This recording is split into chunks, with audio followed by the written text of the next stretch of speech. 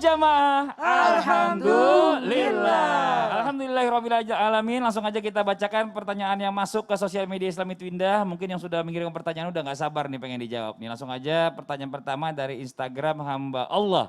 Assalamualaikum Ustadz, saya pernah meminjamkan uang ke teman saya. Giliran saya menagih, malah teman saya mengancam saya dengan pistol. Saya selalu minta sampai saya bermohon-mohon tapi tidak juga dikembalikan. Malah sekarang dia hilang entah kemana. Semua nomor sosmed saya diblokir. Jadi saya tidak bisa langsung menagihnya. Ya saya mau ikhlaskan saja, tapi kok susah ya untuk ikhlas, apalagi kalau ingat bukan uang sedikit dan saya juga butuh uang itu. Adakah amalan dan doa agar orang yang pinjam uang saya itu diluluhkan hatinya untuk membayar hutangnya? Nah ini Bunda Tuti nih, yang pertama suruh dia laporin ke polisi dulu. Baik. Ditodongin senjata itu nggak main-main. Pertama senjatanya itu ada suratnya apa enggak, ya kan, pistolnya itu. Yang kedua kalau seandainya berlaisan itu juga nggak boleh tetap nodongin gitu. Itu ada hukumnya. Ya, baik Kak Fadli, jadi begini, ketika kita memberikan pertolongan kepada orang lain, berarti kita sudah membantu orang lain dalam kebaikan. Namun ketika orang lain berbuat ketidakbaikan akibat dari kebaikan kita yang kita berikan kepada orang lain, itu namanya air susu dibalas air tuba. Air garam. Ya. Apalagi ini menagih ketika menagih malah menodongkan pistol. Maaf, ini merupakan tindak kekerasan atau tindak pidana dan merupakan akhlak yang tidak baik. Maka orang seperti ini harus kita melapor.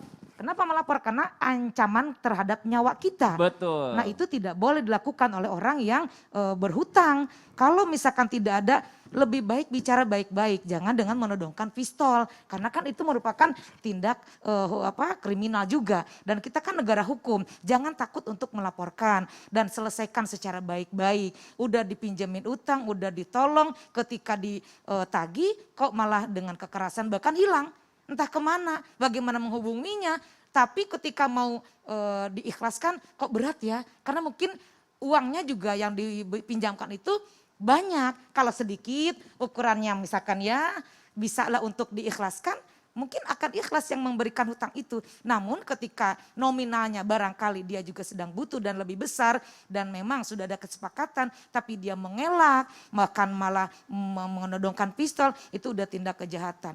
Artinya kita juga harus bermohon kepada Allah. Ketika kita berdoa kepada Allah, bagaimana ya caranya agar orang itu diberikan luluh hatinya. Ada, tadi doa sudah dipimpin oleh Habib Utsman. Doa sudah dipimpin oleh Ustadz Syam. Nah satu lagi, bacakan suratul Fatihah untuk orang yang kita berikan hutang. Bagaimana? Bisa karena Al-Fatihah dia pembukaan, membuka. Allahumma ftah abwabal khair, ya Allah bukalah pintu kebaikan untuk orang yang kita berikan hutang. Wa abwabal barokah, berikanlah keberkahan. Jadi orang yang berhutang kepada kita, kita juga mendoakan. Ya, jadi jangan sampai kita juga putus asa. Kalau misalkan kita sudah berdoa, bacakan Al-Fatihah, tetap tidak ada jalan keluar, pasrahkan kepada Allah Subhanahu wa taala. Mungkin itu tujuan kita dan kita ikhlasan. Walaupun berat, itulah jihad kita dalam hati. Amin, Masya Allah. Pahalanya luar biasa. Saya langsung baca Al-Fatihah tadi Bunda gara-gara ngomong kayak gitu. Karena kalau Al-Fatihah itu ibarat kendaraannya. Oh. Salawat itu buat ngerobek hijabnya. Oh, Masya Allah. Itu langsung sampai sama Allah insya Allah. Iya, Jadi Fatihah salawat. Al-Fatihah salawat, abis ini saya salawat ya, saya mau nanya dulu, ntar baru salawatan. Assalamualaikum Ustadz, mau tanya, semoga terjawab. Apakah salah ketika kita sengaja tidak menolong teman yang meminjam uang?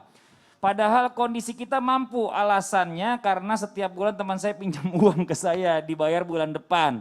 Nggak lama minjem lagi, jangka waktu 1 bulan baru bayar lagi. Nah beberapa bulan, seperti itu sampai akhirnya saya tahu uang tersebut untuk bayar tagihan kartu kredit. Di situ saya merasa dimanfaatkan karena dia enak-enakan nyicil sana nyicil sini tanpa melihat kemampuan dia. Mohon penjelasannya, terima kasih. Ini Ustadz Syam nih, anak milenial nih, biasanya suka ngutang pakai kartu kredit nih. Iya kan, mikirnya gampang aja, yang penting bayar gitu. Jadi subhanallah, sebenarnya temennya tidak salah karena dia juga tidak lewat daripada temponya, dia juga bayar tiap bulan. Cuma kesalahannya cuma satu, karena dia memanfaatkan temannya. Iya, pemanfaatan. Dan akhirnya kita gondok juga gitu ya. Sebenarnya begini teman-teman sekalian. Jadi kalau misalnya ada orang yang mau hutang sama kita dan kita tidak mau memberikannya, itu hak kita. Itu hak kita. Karena asas daripada hutang piutang itu kan tolong menolong. Sedangkan kita mau nolongin dia apa gitu. Harus ridho sama ridho ya. Ridho sama ridho gitu. Daripada kita ngasih hutang tapi kepikiran tiap hari. Eloh ini beli baru lagi. Pasti pakai duit gue kemarin nih. Ntar dipakai ini. Gue juga pengen beli itu tapi belum sanggup. Justru malah dia yang beli duluan gitu kan.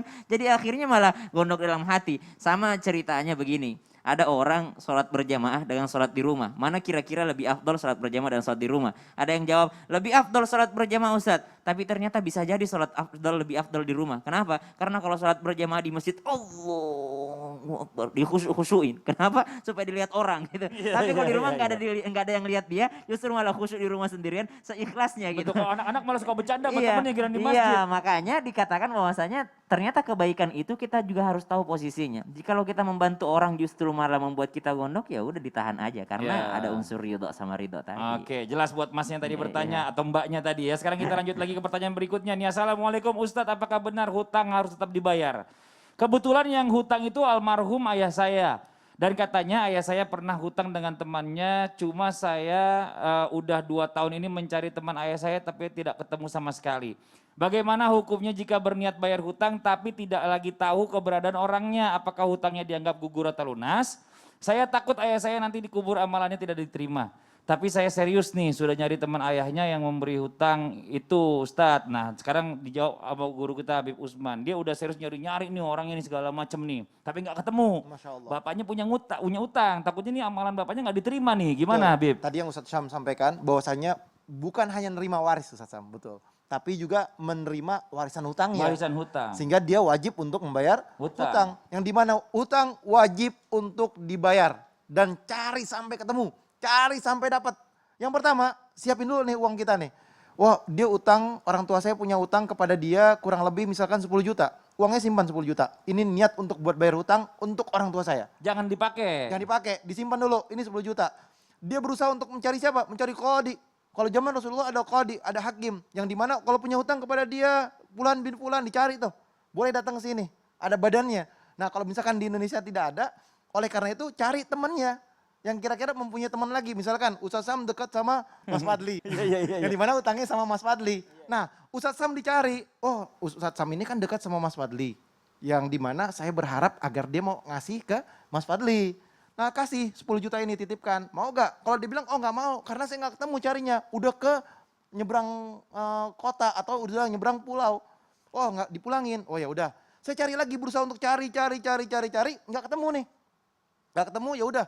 Ya Arab saya niatkan sedekah buat dia. 10 juta ini diniatkan buat Fulan bin Fulan, pahalanya buat Fulan. Bismillah, udah masuk sedekahnya 10 juta.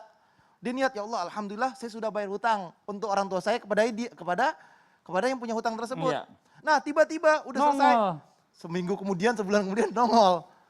Ada dia orang ini kemarin udah diamalin lagi gimana tuh? Udah sodakohin atas nama dia, nongol. Gimana ceritanya? Gimana? Bayar lagi dong harus. Wajib untuk membayar. 2 kali jadinya. Enggak 2 kali, yang satu sodakoh. Iya, dengan tujuan apa? Dengan tujuan untuk membayarkan hutang. Akhirnya pahalanya dia dapat.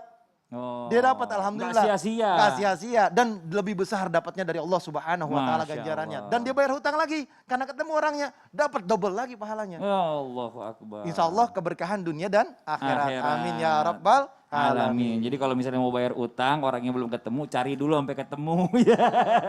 Ya nggak apa-apa kalau misalnya banyak duit, ikhlas nggak apa-apa, alhamdulillah. Nah sekarang kita lanjutkan lagi nih buat semuanya ya, yang punya utang, ayo dengerin sama-sama nih. Yang punya masalah sama-sama kita dengerin, kita berdoa bersama, ya mudah-mudahan dikabul sama Allah yang mengaminkan orang seluruh Indonesia nih, dipimpin guru kita Ustadz Syam. Tafadhol Ustadz. Tabi guruku Habib Usman Bunda Tuti. Mas Fadli. Bismillahirrahmanirrahim.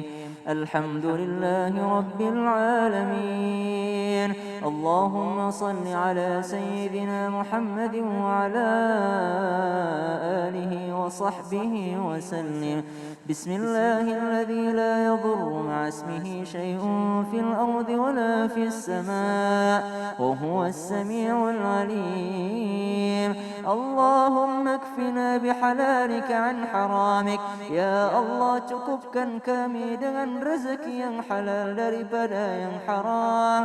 Wa aghnina bifadlika amma siwak. Dan perkaya kami dengan karuniamu ya Allah.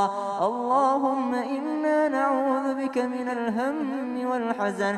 Kami berlindung kepadamu daripada sifat yang namanya kesedihan. Wa na'udzubika minal ajzi wal kasal. Dan kami berlindung kepadamu ya Allah daripada sifat kemalasan. Wa na'udzubika minal jubni wal bukhl. Dan kami berlindung kepadamu ya Allah daripada sifat yang namanya kebakhilan atau kekikiran. Wa na'udzubika min ghalabatid dain. Ya Allah, kami berlindung daripadamu daripada hutang piutang. Ya Allah, kami berlindung kepadamu daripada sifat yang sering berhutang. Wa na'udzubika min ghalabatid dain wa qahrir rijal. Dan daripada kezaliman manusia. Rabbana atina fid dunya hasanah wa fil akhirati hasanatan wa qina adzaban nar. Lembutkan hati orang-orang yang telah berhutang kepada kami. Lancarkan rezeki mereka supaya mereka mampu membayar. Dan jadikan kami orang-orang yang senantiasa menolong orang lain. Wa sallallahu ala sayyidina Muhammad walhamdulillahi rabbil alamin. Amin amin ya rabbal alamin. Masya Allah, alhamdulillah, demikianlah perjumpaan kita hari ini. Semoga apa yang disampaikan hari ini oleh guru-guru kita dijadikan ilmu yang bermanfaat untuk kita semuanya. Akhirnya sekali lagi saya Fadli mohon undur diri, mohon maaf atas segala kekurangan. Wabillahi taufiq wal hidayah. Wassalamualaikum warahmatullahi wabarakatuh. Waalaikumsalam warahmatullahi wabarakatuh. Ini pasti udah pada penasaran ya, gimana sih caranya rumusnya itu mendidik anak biar nanti anak kita itu dijaga sama Allah ya, bukan hanya di dunia tapi bahkan sampai di surganya kelak. Bagaimana caranya supaya anak-anak kita ini tumbuh besar menjadi pribadi-pribadi yang luar biasa? Tanamkan kepada mereka di 7 tahun usia pertama mereka kelembutan. Lihatlah bagaimana penelitian modern mengatakan bahwasanya janin yang diperdengarkan satu pendengaran musik, alunan lagu, alunan irama di dalam janin akan meningkatkan kecerdasan dan juga menambah rileksnya sang ibu yang sedang hamil. Subhanallah. Kalau misalkan dia perlu mainan tersebut karena kepingin, kalau punya duit belikan. Tapi kalau nggak punya jangan. Atau sholat dulu 5 waktu yang rajin, saya belikan.